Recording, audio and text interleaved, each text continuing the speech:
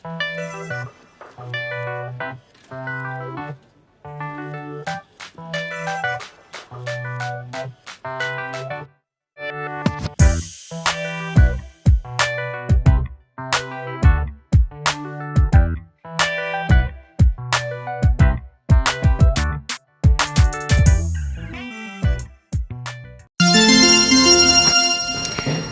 semuanya, kalian pernah bertanya-tanya nggak?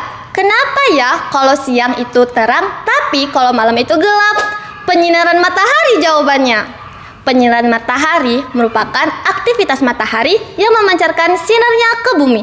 Aktivitas matahari yang memancarkan sinarnya di bumi ini merupakan aktivitas alamiah karena matahari adalah sebuah bintang besar yang memiliki cahaya sendiri. Tipe-tipe penyinaran matahari dibagi menjadi dua, yakni secara langsung maupun tidak langsung. Penyinaran matahari secara langsung dibagi lagi menjadi tiga, yakni yang pertama absorpsi. Absorpsi merupakan penerapan unsur-unsur radiasi matahari seperti sinar X, sinar gamma, dan sinar ultraviolet oleh unsur-unsur yang dapat menyerap radiasi tersebut seperti oksigen, ozon, debu, hidrogen, serta nitrogen. Yang kedua adalah refleksi. Refleksi merupakan pemanasan udara oleh matahari namun dipantulkan kembali oleh uap air, awan, dan juga partikel-partikel lainnya yang berada di atmosfer bumi. Yang ketiga, difusi. Difusi merupakan proses penyebaran panas atau sinar matahari yang dilakukan oleh atmosfer. Sinar gelombang yang pendek dan berawan biru merupakan gelombang yang paling baik dihamburkan oleh udara, sehingga ketika siang hari udara tampak berwarna biru. Yang kedua, penyinaran tidak langsung. Udara yang bersifat diatermal artinya bahwa udara dapat melewatkan panas matahari. Sifat diatermal ini terjadi pada udara murni.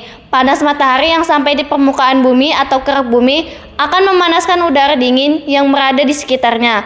Beberapa macam bentuk penyinaran tidak langsung oleh matahari antara lain sebagai berikut. Yang pertama, konduksi. Konduksi adalah ketika udara panas menjalar ke udara dingin yang berada di atasnya sehingga udara yang di atasnya pun ikut panas. Perlu diketahui bahwa dalam konduksi ini udara panas tidak bergerak ke atas, namun hanya bersinggungan dengan udara dingin yang berada di atasnya. Yang kedua, konveksi. Konveksi merupakan pemanasan udara di sekitar secara vertikal. Misalnya dengan kekuatan angin yang bergerak naik turun sehingga udara dingin yang berada di atasnya pun ikut panas. Perbedaan konveksi dengan konduksi adalah bahwa dalam konveksi ini udara panas ikut naik ke atas.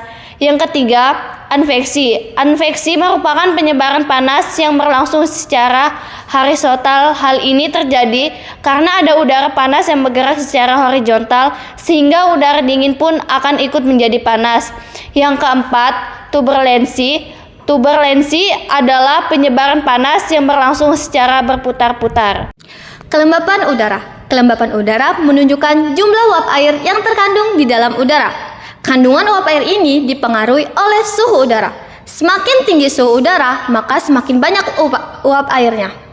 Nah, kelembapan relatif tertinggi terjadi pada pagi hari, sedangkan kelembapan relatif rendah terjadi pada sore hari.